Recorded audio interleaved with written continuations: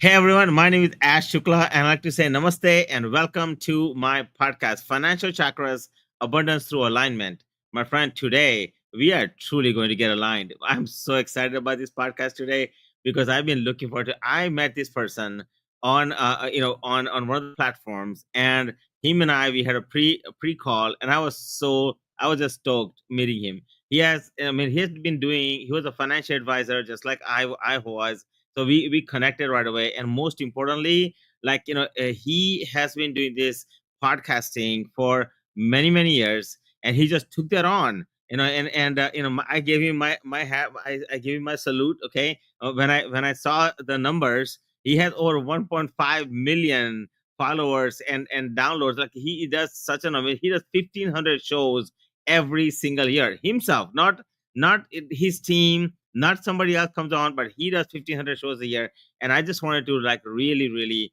just pick his brain today and learn, how do you make money from podcasting and how do you create profitable podcasting. And by the way, when you like this, be sure to comment, subscribe, and share this podcast. I would highly appreciate you. As you know, it is my wish to the universe that may it give you all the health, wealth, and happiness that you deserve. Namaste, and let's welcome Adam Torres on the stage. Hi, Adam. How you doing, buddy? Well, first off, in that intro, you said I've been doing this many years. What are you trying to say? I'm old over here, Ash? You better watch it with that, bringing me on the show and telling me that. What? How's that any way to treat your guest? No.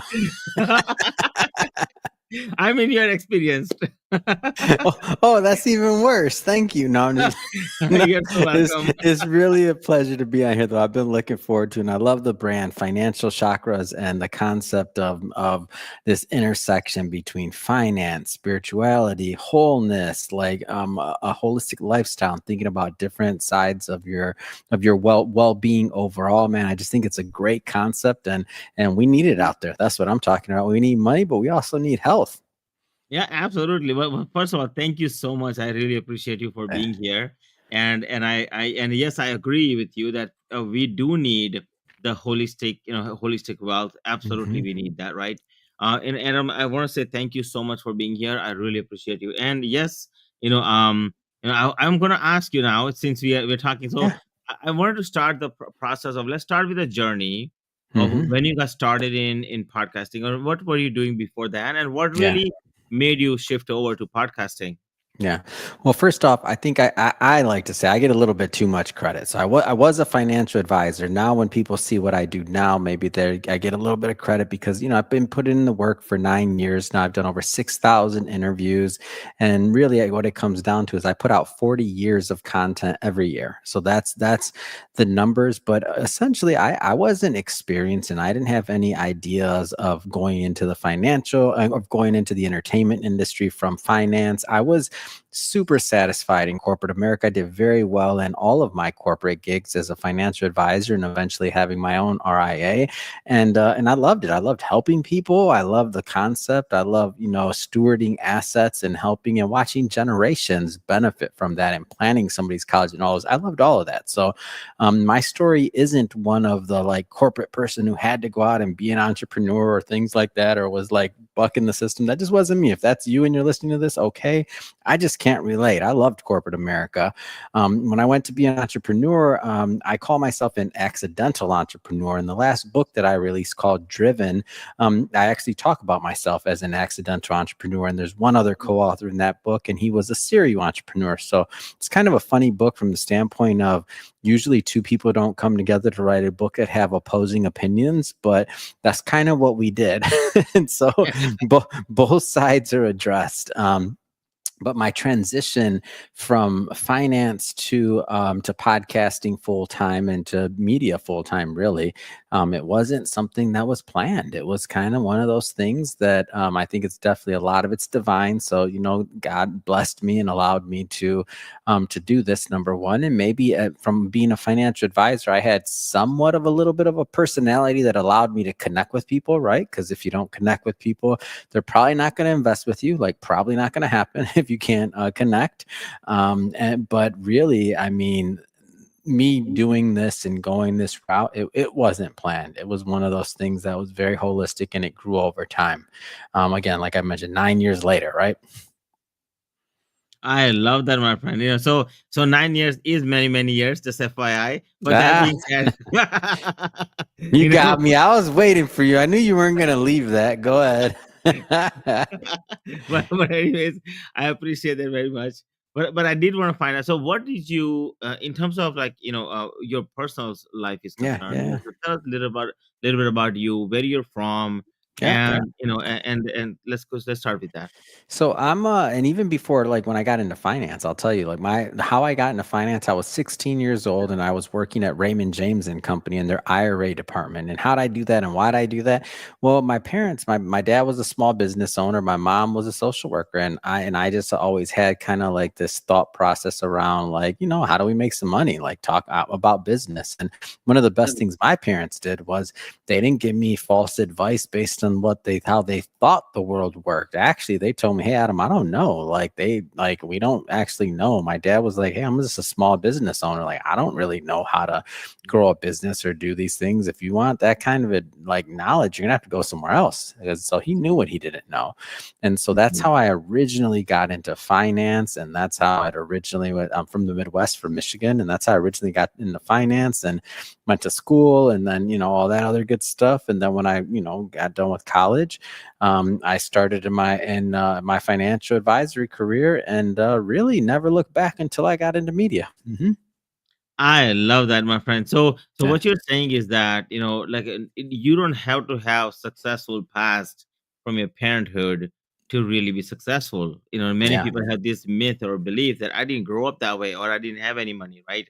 And yeah, yeah. so and that creates a self doubt in themselves and say, you know what, it's a questionable thing. Am I good enough, Mm, or am I worthy of yeah, success and things like that? But you didn't yeah, go into that. Your dad told you that, I don't know, but and then you got into money, and mm, and now you're making more money. So it's a yeah, money and more money basically. But that's yeah, a good thing. My yeah. question to you then is, as you're doing this in podcasting, because a lot of people, want to learn how to do podcasting, and I Mm, really respect you for that because doing 6,000 interviews is a lot of interviews. I mean, yeah. you inspire me to do more interviews. Just so you know, That's right, Ash. You gotta, man, stop being so lazy over there. Get in the game, man. You better tell your wife you need a couple more hours off to do some podcasts. You can be like, why'd I let you interview that guy? Come yeah, on, man. yeah. That's so funny. But that being said, so those who are looking to get Hmm. into podcasting, right? What would you say to them, Yeah, especially because they're just looking to get started? There sure. are doubts around that, and they've tried all kinds of marketing systems, right? If you Yeah. will, and like they're really, really are trying and trying to make Hmm. money, and they're just not able to. So my question to you is that, Yeah. what would you say to them? Well, the first thing is somebody has to really do a self-assessment on like what are they really trying to get out of this? Right. Like they got to really think about what they're trying to get out of podcasting and this business in general. So, Yeah. and then also what they're going to give up for that. So a lot of times it's not actually money. It's just a matter of, because now the tools and things like that from when I started versus now, I mean it's cheap. I mean there's services that are so inexpensive to get your show started and other things like that, or you can use an agency. You can do a lot of different things. I mean in order to get your show started, but really it just comes down to your expectations. Like, what do you want out of this? Like, I know when I started and when I began in my career for this, I took it as serious as I took my financial advisory practice. So I was like, hey, what are the numbers? Like, I don't know anything about this, but what are the numbers? So what I did was I went back and I studied. So when I was a financial advisor, we had to study for our series 7, 6, 63, our insurance license. I had my CFP. So I calculate I probably studied and took exams for maybe 8 to 10,000 pages of content. So when Hmm. I went into entertainment full time and I said, "Hey, I'm going to do this," what I realized pretty quickly was like this is like I went back and I was like, "All right, I got to take this just as serious as I took getting my licenses. So I'm not going to take this. I want to make sure that this isn't one of those things that I'm going to leave up to chance." So I went back, studied the industry, and I found. Um, one common theme around among like the greats. And who do I consider the greats? I mean the Larry Kings of the world, or Larry King, I mean the Oprah, Johnny Carson. And when you go far back, like all of these people that are like really done something. Number one, they had like 30,000 plus interviews they'd done in their career. And I was like, Wow. whoa, that's a lot. I was like 30,000, right? And then number two, they look at it differently than somebody that starts a podcast. Part of the reason why, and for most people, part of the reason why a lot of podcasters fail is because they have no perspective. Like if you think about it, I'm 9 years in, but 9 years in on an entertainment career means that you're like a baby. You're like in middle Mhm. school. Like they were doing it for 20, 30 years. Look at somebody like a Steve Harvey. Like how many years he's going on? What, 40 Mhm. years in 40 years. entertainment or something?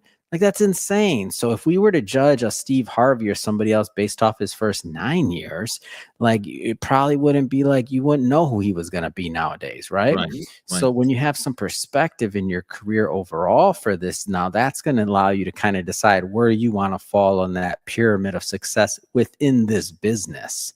So once you have some expectations like that, you understand it's not a sprint. Like it's No. not a sprint. I hear people all the time, like they're like, "Oh yeah, my show's not going or this or that." And I'm like, "Oh, really? How long you been doing it?" 2 years. Okay, great. How many episodes you got out there? Like 100. I'm like, "Oh, that's awesome." So you're almost out of kindergarten. or preschool with 100 Yeah. episodes. You're talking Yeah. about preschool. I'm Yeah. like, you're a baby. Like I'm a baby. I haven't even began like what's going to actually happen with my perspective, because the way I look at it is with longevity, health, my genes, DNA, God willing, I'm going to be 100 years old plus, and in our generation of the time we're living. And if that's the case, man, I'm going to be a centenarian podcaster. Why? Because at what point in my life am I ever not going to want to have at least one conversation with somebody interesting once a week over a Zoom or virtual call? When? Yeah. Never. Never. Never. Assuming I can. So now when we think about that way, I'm not planning the next 10 years, the next 20. I'm thinking about the next 40 years of my show. And when you Mm. do that, all the pressure's off. There's no pressure. Absolutely. There's no That pressure. And let me give you something else here. And this is for myself, this is true, but this is also true for you, Ash, and for anybody else that's listening to this. We actually have an advantage on the entertainers from the past because of distribution. So think about it this way. I mean, first off, when I say this name, I'm not saying I hold a candle to her talent or anything else or anybody else, but I'm just using it just for numbers and for an example. But think about like an Oprah. Oprah's amazing. She's got, 30,000 plus interviews she's done in her career. But all of the early days in her career, guess what? You can't Google and find those interviews. Why? Because they didn't have the distribution we did on podcasts and other things. There mm. was no Apple or Spotify or this or that. So believe it or not, we have an advantage on Oprah. It's crazy Mm. to think about. So now for myself, like I know what my path is. My aim and my goal is I want to definitely get over that 30,000 interview mark, but I'm not going to stop there. One day I want to have 50,000 interviews in my lifetime. Like that's how far out I'm planning. And so if that's the case, then I will be one of, if not the person with the largest public catalog of interviews that you can find online. That's free content that's ever been done in the history of entertainment. So that's how I'm planning out. But that's like, I mean, that's a longer plan. So to get back to your question, it's all about expectations. It's all about expectations. So now let's assume that you're listening to this show and you're like, okay, Adam, I get it. I need to do a real self-assessment and see what I actually want out of this. Is this a hobby? Is this something that you just want to make a little side cash in? Is this something that you want to pass down to your kids for legacy and you don't even care about the money, but you want to have something that you could pass your knowledge down to your heirs and to your grandkids and to your great grandkids, that who knows, great grandkids that maybe you don't live to see, but you want them to know some of the things that were taking place in your lifetime and some of your knowledge. I wish I could see what my grandfather was thinking back in the day. Amazing if he would have had a podcast and that exists. And maybe you're doing it because you come from, a city or a town or an ethnicity or a race where, in the past, maybe your history was wiped out, and you don't Yeah, and it has been, and it's done over and over and over in time, because this is the first time in history where we all, for the most part, depending on where you're at, I'm not claiming everybody has access to a phone, or everybody has, but a lot of individuals, I should say, especially if you're in the United States specifically, you can be a part of writing your history and your story. First time ever. Never was I- like that. And even in free countries, it doesn't matter. Like, just the technology wasn't there. yeah. So to not take advantage of that, I mean, there's so many layers in this, that the first thing someone has to do is they got to figure out what they want from this game. Absolutely. So let's talk about that for a second, right? Because so what I want you to do, those of you who are listening to this, I want you to know that where Adam is coming from is that he decided obviously his vision, what he wanted to do, but I guarantee you he didn't think about what I'm about to ask him. So I'm gonna ask you, Adam. So at the Mm, end of this game, when you're done with this 30,000 podcasts or 100,000 podcasts or whatever the end game is, right?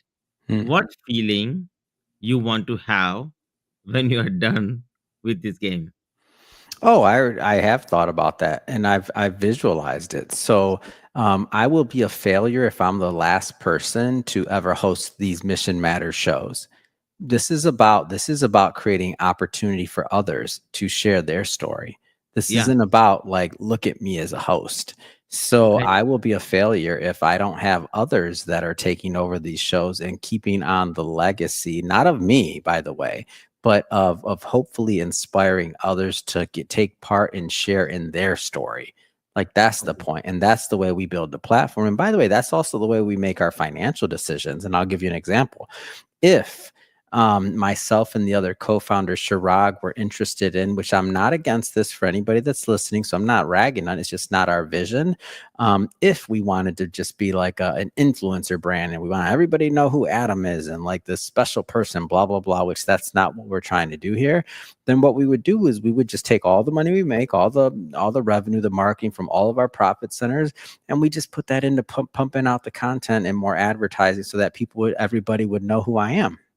But we don't do that. Instead, we invest our dollars on building the platform and the infrastructure so that we can help others launch their shows, and so that we can Mm, elevate the voices of others, and so that we can hold events and conferences and create opportunities for others to share their voices. That's a lot more risky of a business model. It's a lot more complicated. It's a lot more labor intensive. It's a lot easier just to take that money, reinvest it in some ads, and make sure that everybody knows who I am. But that's not where our heart's at. So when I yeah. say, like, what's that feeling that I want at the end? I want to watch somebody else hosting these shows, and I want to have the feeling of, like, okay, we created something that's going to last, not for me, but for the world. Because my aim and my goal, I look at myself, I'm kind of like I'm kind of documenting, just creating this brain trust and documenting some of the stories that are happening in my lifetime. And hopefully that opportunity will, God willing, be passed on to the next hosts of the different shows that I host, and they'll be able to do the same and carry that on for that generation. Okay. So as you're talking right now, I want you to think about this, Adam. Right? Hmm. The words that came to me for as you were saying, serving was one word that came to me as you talked about that. The second word that came to me was impact. Hmm. Like, that was the second word that came to me, right? So if you were to say, so what you did was over there, very, you did very tactfully, obviously, then, and you're coming from your heart, and you're really coming from the space of like just serving, right? And if you don't know, your third eye chakra is Hmm. really about serving. So you're coming from the space of like truly serving and making an impact, right? And so I love that, by the way. So because many times when you're doing something, most people don't think about that, right? They just want Hmm. to do something because they want to make quick money. And Yeah. at least what I find is that when you're trying to just make quick buck, right, and you're just trying to hustle, if you will, just trying to, people can sense that. And then, Mm. money, the flow of cash, goes away from you, right? The Yeah. flow of financial flow really, it goes away from you. Instead of coming to you, it Mm. begins to repel, right? So what would you say to podcasters who are really just desperate, right, to get this going, or they're doing it because it's a gimmick, right? There's a lot of times you Mm. see that, in the podcasting, well, what would you say to them to not do, and what would you say to do for them? Well, there's only one thing that anybody needs to do, really. And this is the is and it's like any other business. You just need to figure out how you're going to add value. That's it. That's Like, it. I'll give you an example. If you think about like very, very early in my career and what we were doing, before we had any audience, people were like, "Oh, numbers," or "You did this," or "You did that," and people tell me all the time how they can't monetize their show. And I'm not going to ask you this question, Ash, but if you want to answer it, you're welcome to. So this for the audience though, if somebody out there is listening to this and you haven't monetized your show yet, my question to you is, how many people have you asked to sponsor your show? That's a great No, question. nobody asked. Nobody asked. And it Right. cracks me up because I'm like, wait a minute, why not? Well, I don't have enough downloads or this, that. And I'm like, look, you're out here creating content. You're out there, like, you don't have any friends? Hmm. Like, if you don't have any friends, you got a bigger problem than a podcast. I know this. When I started out, I was hitting up my college frat bros. Anybody that listen, hey man, $50. I'm trying to get this thing off the ground. I put your logo on there. We don't have a big audience, but I'm working hard and I'm gonna keep on trying to add more value and do whatever I can do. I would go to their events. I would go hand out cards. I would put their branding on. Whatever I had to do, I'm gonna add value. But if you've earned $0, it's because you haven't asked for any money from anyone. Mm. How hard is it to create a sponsorship package and say, hey, guess what? This is our lead sponsor. And then you talk about them and say, hey, we got an audience of 10 people and we're going to grow. And I appreciate our lead sponsor for doing this because every dollar helps me put on this show and it helps fuel the dream. I'm glad they believe in me. I'm glad that the 10 people that are listening to this show right now believe in me and stick with me. Like I want you rooting for me. I don't know everything I'm doing right now, but I'm going to keep trying and I appreciate it. I appreciate you listening, and to our sponsor, hey, I appreciate you. And if you do have a need for this plumbing service, this CPA service, this lawyer service, this start your LLC service, whatever your thing is, then hey, do business with them because they're supporting me and I'm just getting started. Yeah. Who does And that? Nobody does. So I'm like, no. if you did that, then my next question is, how many times? If you got 100 people, and you ask all 100 for $50 to sponsor an episode, you ain't. If one person out of that 100 doesn't give you a $50, you better ask your mom, your cousin, your uncle, somebody owns a business and believes in you. And if not, then you got to do some self-reflection on that one. And if you don't have it, it's okay, but ask another 100.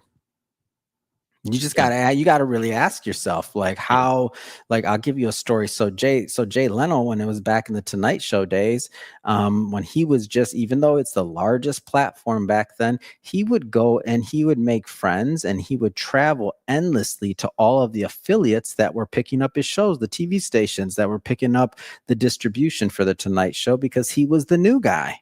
And so guess Mm. what? Even he was doing that at the biggest level there is back in his day.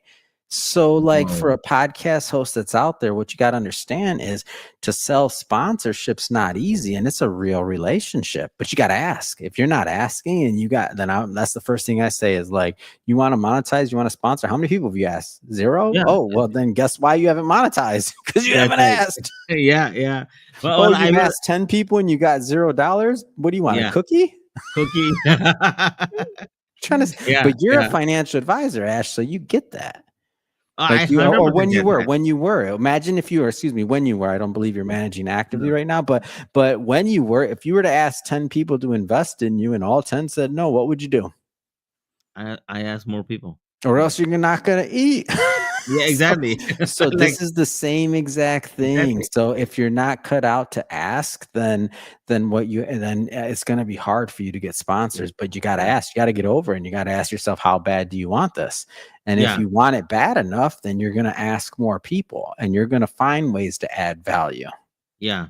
And those of you who are listening, I want you to know that you might be listening, and you might have this belief system. So it's like this: as far as money is concerned, as far as your life is concerned, as far as anything is concerned, you're looking to go four ways. Okay, one, the definitive thing that you're trying to do is always go up, meaning looking to improve. But what happens with most people is either you're going sideways or you're going downwards, or you are just stuck wherever you are. These are the three most common scenarios that I find. And the Mm, reason being is you have inner belief in your root chakra, in your base of your spine. There's a thing called like uncertainty. That's mm, one thing that's holding you back. The second emotion that's holding you back, right, is fear and anxiety, which resides at the base of your spine. So when that is mm, going on, but at the same time, what most people don't get to recognize, Adam, is there is actually one beautiful frequency that stays there. It's called certainty, right? And mm. safety. And what happens is most people just want to stay safe Yeah. and safety, and they don't want to leave their safety net and say, ask somebody, just ask somebody. Like it's Yeah. literally that simple. I mean, I'll give you, Adam, like, uh, so to be candid with you, Hmm. right, until this point, right, I did not Hmm. ask anybody to sponsor, and Yep. not because I don't want to or not because I cannot. It's because my strategy was a little different. then Hmm. then we ended up talking, right, and then I'm like, okay, it is a good idea, right? So it is a good idea to have the sponsors, because I mean, I can get paid first and then I can get paid later, like more, right? In terms of clientele acquisition is concerned. And Hmm. so I was at a networking event literally yesterday, and I ran into this guy. They own a family insurance practice, Mm. right? And literally, it's a husband, wife, daughter, and son. Like it's a small insurance practice. And I asked, his son was there, the Yeah. rest of the family wasn't there, but I said, would you guys, how would you guys like to be on my podcast? And I told Mm. them my little bit of my stats, teeny tiny stats I do have. Yeah. And he's like, I would be happy to sponsor that. It was like literally a simple $500 transaction, but Yep. it's a transaction that happened like that. And if Yep. somebody literally is struggling with money, I think that is so crucial to, Hmm. even if you charge $200 or $100 or Yep. Yep. $50, right? Yep. Imagine you did 10 shows or five Yep. shows a week. That gets you cash flow in the door, predictable cash flow. Would you agree with that, or Mm. am I just Well, making well, it I up? guess. Well, the first thing is, where's my cut, man? Where's my consulting fee? You can take the whole I'm thing. just playing. No, no, no, no. I'm just playing, Ash. I had to. I'm Yeah, like, what's going on over here? Where's my affiliate fee? No. that. So everybody, I mean, this is the thing. And I have this conversation pretty often, and it's scarcity versus abundance, but it's not when it comes to money specifically. It comes to creating. I always tell people, I'm like, "Y- you can't do another interview? Like, what Yeah. you said 50, you said 100, you said 500, like you can't do another interview. It's like, oh wait, that's the last interview I can do. Like I got to maximize the value, or what are you talking about? Like it's endless. And when you think, so if you think about it from that standpoint, then it's just how much you're willing to work. My Yeah. my my my record is 91 interviews in 1 week. I Whoa. averaged 70 plus interviews a week for years.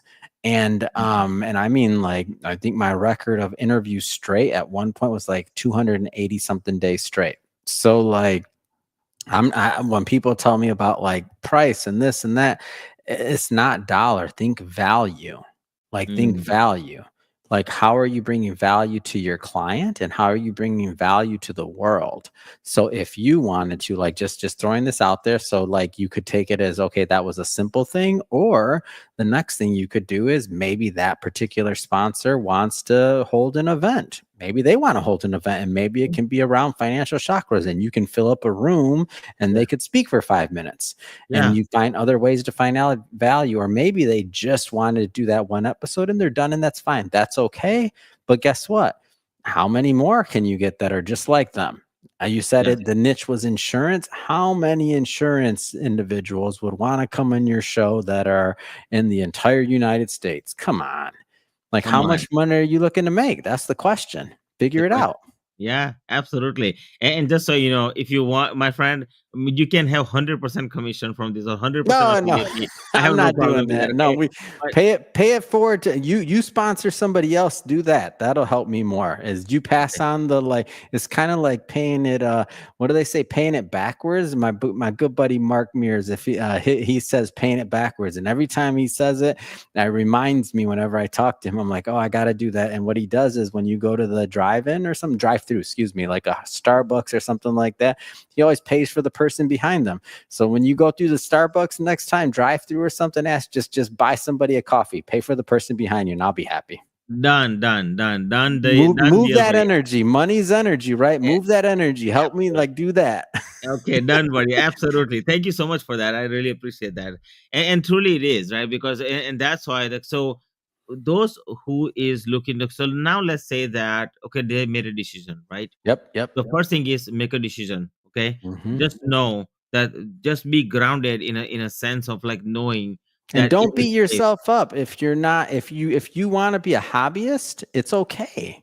Like that's fine. Like don't beat yourself up. You have to be realistic. I didn't like start wanting to be full time. I was just starting doing it as a, did some work and did some interviews, and it started to grow, and then I knew where I was at. And so that level of confidence and clarity took time to happen. It's not like you're going to watch this and be like, okay, I want to do this and I'm going to dedicate my life to it. If you do that, that's a quick decision that probably isn't going to be stuck to.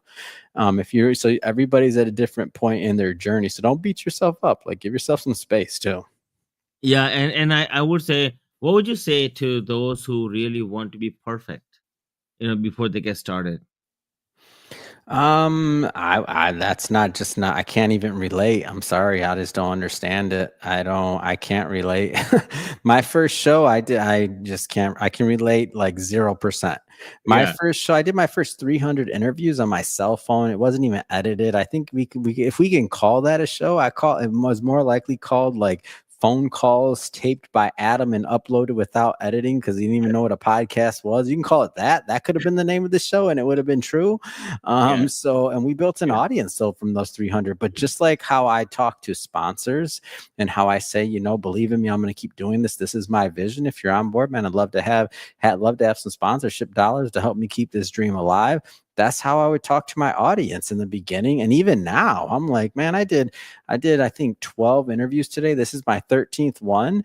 And I'm like looking at it and I'm like, I probably 10 of those were good. My bad on the other two.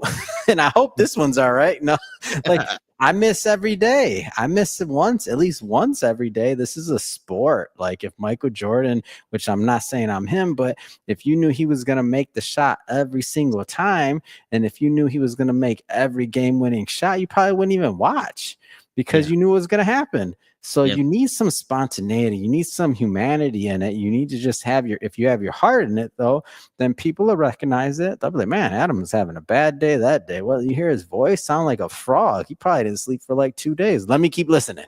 yeah, yeah.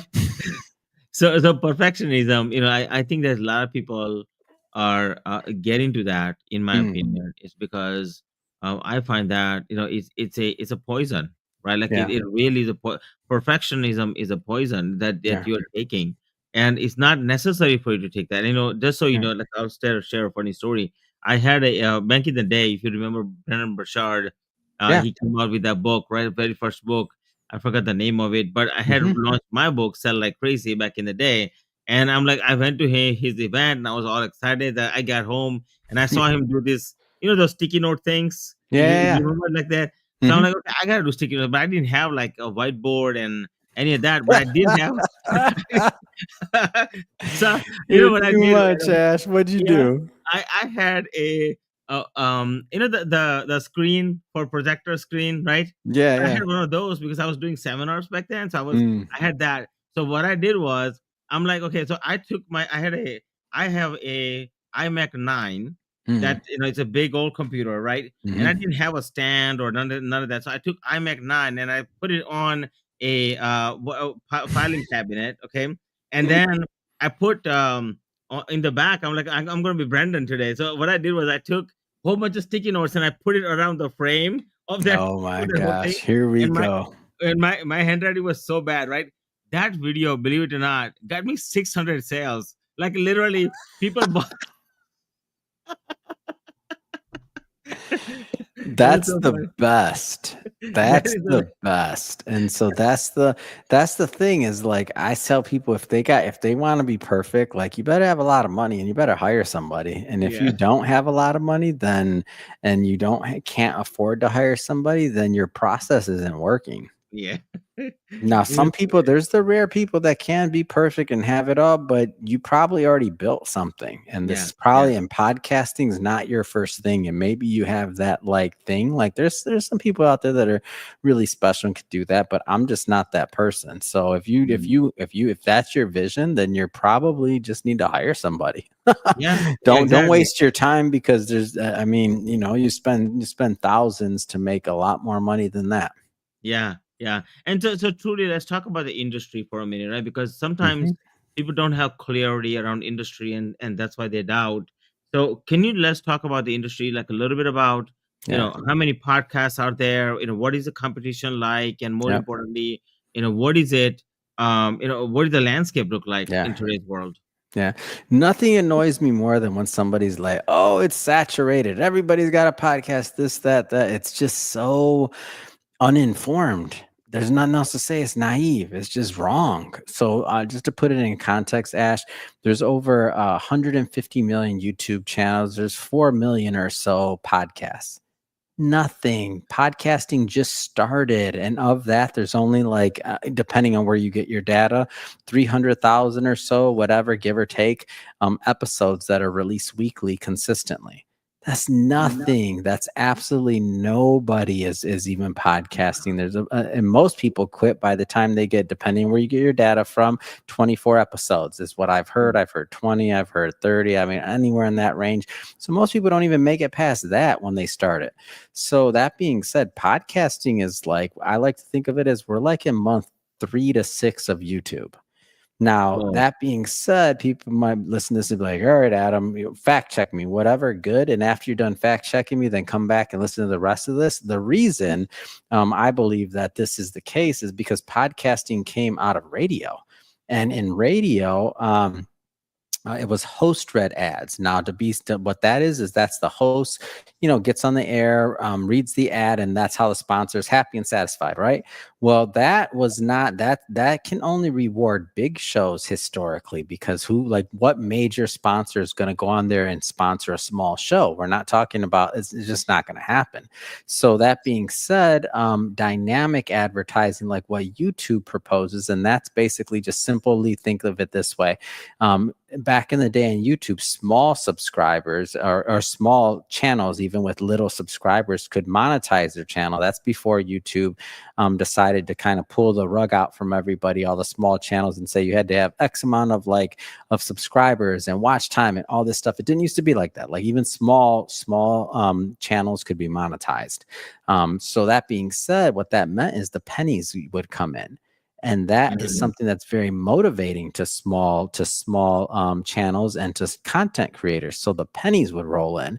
So now what happened is more people were attracted to the platform. There's more of a monetary opportunity. People stuck with and figured out their content and their channels, and a lot of people made a lot of money and are making a lot of money. And that's what led to a big piece of it. And it was very user friendly because you could have put up one video and the advertising runs in it automatically. And it could, somebody might buy 100 or 200 or 500 or whatever the views are, whatever thousands or whatever the ad spend was going to be. And you don't have to worry about it as a creator. It's all integrated. You just put the video up and check a box and it's done. So now that that's available with podcasts, where even small channels can be monetized through different platforms, and the host doesn't have to read the ad, and it can be dynamic, and you can have pre-roll and mid-roll and post. And if you don't know what that is, it's okay, no big deal. You can Google it, not a big deal. But just think about it this way, and now the host doesn't have to read it. Now what happens is more small content creators will come to podcasting. There's some shows will get big, and over time I believe there's going to be, it'll go from 4 million to 10 million to 50 million to 100 million. There'll be, if we look at the entire world and think about how easy audio is, especially when you think about like countries, or excuse me, continents like Africa, or you think about even like India or other places like that, to where maybe somebody's using a phone that is not an iPhone or a Samsung, and maybe there's a different app store there that we don't even know what it is. You combine that with the concept of also how easy it is to translate content and entire shows using AI into other languages. There's going to be a billion podcasts one day. Now, Mm. that's insane to think about, a billion podcasts today, because that's gonna be a form of communication. That's gonna be a form of documenting your history for your family. There's so many use cases. Your company, internal, external communication. There's so many different like use cases for podcasting. So considering that, there's only 4 million right now. Mm. We haven't even started this business, this game. The amount of money that's coming into this game hasn't even started. People are going to create generational wealth that's going to change entire lineages from podcasting. I love that. And so basically it's almost what you're saying is podcast is such a early stage, is almost like a penny stock, or you can think of like a Bitcoin that was just got started at a penny, like literally, So that being said, I have a friend of mine, you won't believe this, Adam. I have a friend of mine, she's like, back in the day, somebody offered me a Bitcoin for $1, and they told me like buy 100 of them, and I told them no. And so so but that being said, it's the same thing, right? Like people are saying Yeah. no to themselves about doing podcasting. It's like, Mm. seriously, it costs you it's almost no money to start one. Like Yeah. it Yeah. literally, what is it, as a one, two, three softwares, literally, Yeah. to one distribution, one recording, Yep. and maybe a good microphone, like $100, right? Yeah. I got these Or two not. I use my cell phone, remember? Or yeah, not. Use yeah, a or cell not. phone in your Yeah, pocket in your AirPods. And there's yeah, even free platforms. I don't recommend using the free ones, but there are. yeah, Just there because are. you don't necessarily own your data. So quick Yeah. little tip there for if somebody's trying to do it completely free. If it's completely free, there's probably something up, but you probably start one, very, very inexpensively. Use your Yeah, AirPods, use your phone. yeah, yeah. Hmm. Very simple. And then nowadays there are things called Zoomcast, like, Yep. or even, where you just don't have to, if you don't need any money, just start Zoom and then just start recording, right? That kind of Yep. a thing. So when it comes to questioning, though, because I think some people spend a lot of time on questioning in terms of what should they be asking the guests, right? And what kind of question they should be framing and things. Yeah. So what is the mindset that goes around that, and what type of things you see common? Yeah, I see a lot of different there's different schools of thought on this. And some people want to be like super prepared and they want to research everything, they want to know everything. Like they won't interview an author unless they read the book and they have these notes and other things. That's one type of show. It's okay. Other types of shows, like my own, it's gonna be they're gonna be shorter interviews, so like a half an hour or less. And sometimes even like if I'm doing a live interview at a conference or something else, then it might even be like 7 to 15 minutes. So even shorter. And that's because it's a live conference kind of like experience is what I'm aiming for. So there's still a little bit of energy and things that are going on there. And those are really quick.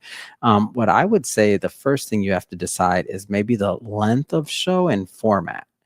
So if you know you're going to be doing an hour-long interview, then you got to do a little bit of research. You got to do a little bit of prep work there. You got to figure out some questions and a little like I don't know why more people don't do this, but the easiest way, and I think what makes for really good conversations, is to ask the guests that you've invited on to submit 2 to 3 questions that they want to be asked. And the reason you do that is because you'll know what's top of mind for them and what they actually want to talk about. Like I've had people like have where you would have never known, like somebody's coming on the show, they have a big financial background, but they actually don't even want to talk about finance. They wanted to talk about leadership. That was in their mind, and they just got done taking a leadership course. If I was to guess based on looking at their background and start getting into the weeds on finance issues or investing or things like that, they could do it. But was that why they come in the show, and was that where their heart was? No. Yeah, Because yeah. if it was, then that's the 3 questions they would have submitted. So now what happens is everybody else that books that person on their show, they don't ask questions. So they're going to give the same type of interview for them. My show's unique because and for that, in this particular example, because I got content none of them have. I can do Mhm. 100 episodes, and if somebody doesn't ask them what they want to be asked, or just to submit for, and it doesn't mean you have to ask the question they give you, but it gives you some insight into what they're doing. You can paraphrase. You got a lot more things you can put into the interview, and also it takes a little bit of the anxiety off of the guest because they have an idea. They feel more a part of the interview and the interview process. So the interview just comes out better, in my opinion. So I tell people all the time, I'm like, if you have a problem or you're asking about like what question you should ask, then you probably, just the fact that you're asking yourself that question, you're having trouble, then you're probably need to learn by letting the guests submit some questions. And Yeah. based off of that, your skill over time will increase, and you'll, and one of two different things are going to happen. You're going to get really good at answering questions, or you're at the very worst case scenario, you're not going to be asking the same questions in every interview, which is amazing because then your show's not going to be boring. Yeah. One way, you win either way. Yeah. Yeah. And you know what I love about this is because of what people don't know, at least from my understanding, Mm, is that when it's a half hour show to 1 hour show, you're looking at really about 7 to 10 questions, maybe, mm, like at tops, because you really think about it. Like, one question takes you 30 seconds to ask the question. It hmm. takes you, what, about 2 to 3 minutes to answer a good question. Like, if it's Yeah, yeah, yeah. like a question. So you really, in an hour, you're not asking more than about 7 to 10 questions. Hmm. If 3 or 5 questions they give it to you, Yeah. you just have to say, where you, so tell me about yourself and where you're from, and Hmm. tell me about your backstory, and then rest of it is their questions, and you're done with the show. Like, it's literally that simple. Like, at least I Hmm. think of it that way, as you are feeding the information here, right? Yeah. Yeah. And so from that point of view, I know that people think about this all the time, and they go, okay, now, I understand there's a big industry. I got that. I Mm-hmm. understand that I got to think about my future. Like, there's a future here for sure, and I can create my future and the feeling I want to attach to that, as to Hmm. what do I want. Some people want success, some people want to be on the stage, whatever that is. It doesn't Yeah. matter. But you decide whatever that is. There's a future. There's a logical reason that, magic is true. Yes. Logic we are giving you, right? And then, of course, the science is that you get to create. So what type of science, like, what have you created over time, is doing 6,000 shows now? What have you found that's your jam, right? Like, that Hmm. is. And how did you come to that really conclusion that this is my style versus that person's style, Hmm. that kind of thing? At this point in time, I like to think that I do every type of interview first off. So I do longer interviews. I do interviews in front of audiences. I do panels. I do full like hundreds of people in the audience. I do remote interviews. I do audio only interviews. I do live streaming interviews. For me, it's the craft of just making the connection with the guest.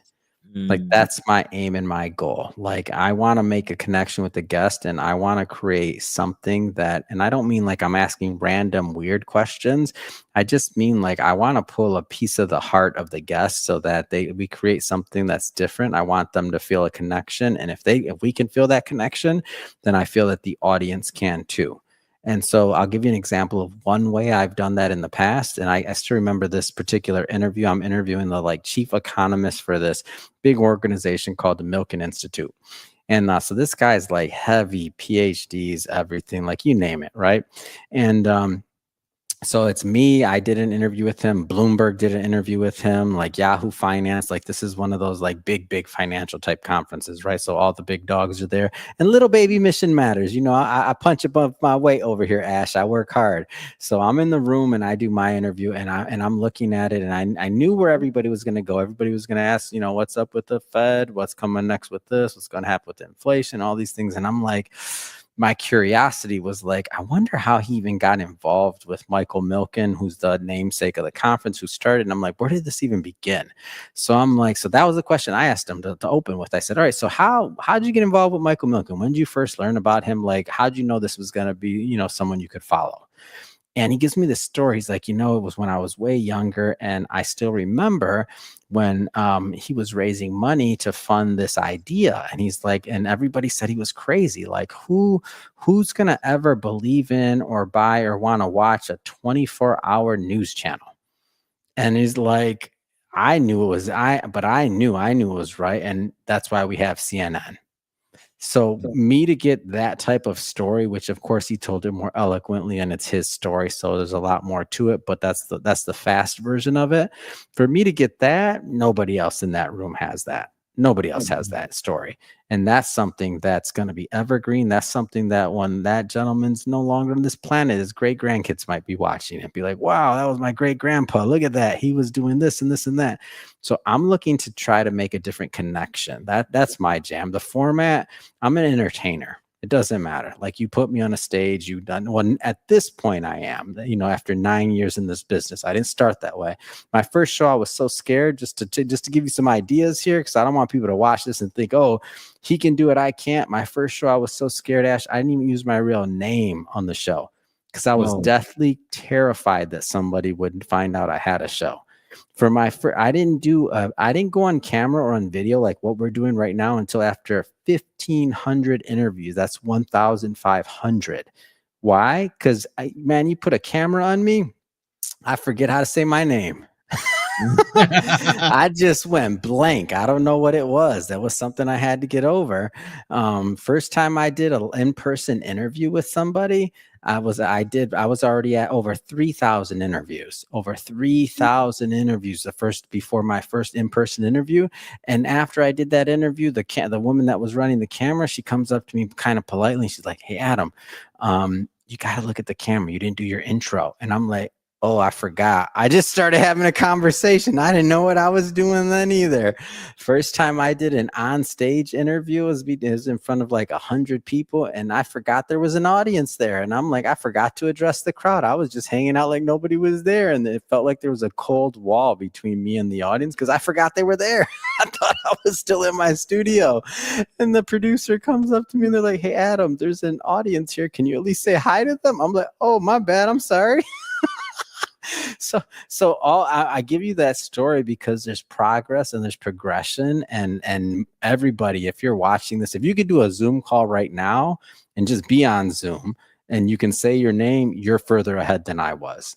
So that's something to consider. But it just comes down to now, okay, you started and you're already further ahead than I was. Now the question is just how far do you want to go, and what's the plan? Yeah, absolutely. And I love that. So basically you created your own comfort. You created your own, like that flow inside of you, the magic I call it, right? I mean the Mm, science I call it, right? So the magic was there. You had the spark that podcasting or the media is kind of like where you want to go. You had that in you somewhere alongside between financial services and this is sparked for you. You got that piece, you got the logical piece because obviously you know the hmm. numbers about podcasting and things like that, and then you created your own science. Yes, you struggled in the beginning, but as long as you have your vision of where Yeah. you want to really go and the feeling you want to accomplish at the end, you are able to kind of like muster through that and get to where you are today, right? Hmm. Would you say, right? And um we're just starting. And I don't mean that like being falsely humble. Sure, I built a business. Sure, we do. I live, and this feeds myself, and a lot of people around me and my employees. Sure, yes, but I still have context. The greats in this business, 30, 40 years they're in the business. mhm. Some of them, their biggest breaks don't even come until after they're 30 years in the business. I'm Yeah. only 9 years in. So I'm like, there's no pressure. I'm like in sixth grade right now.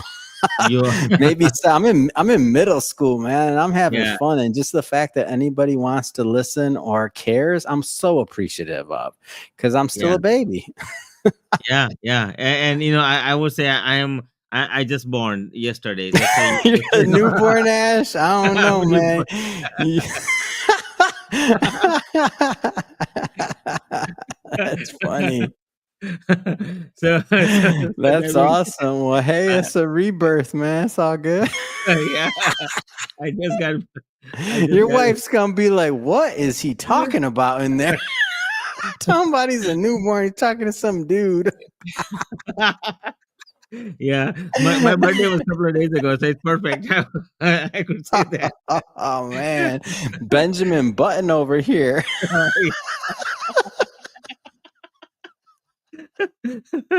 uh, so much fun. And those of you are listening, I want to let you know you can gain so much knowledge. You can make such a good friends, right? I mean, I found out about your what is the PodCon you're gonna do Mhm. right in November. Yep. Mhm. I want to be there. Like honestly, like I at this point, like I didn't know who you were until Yeah.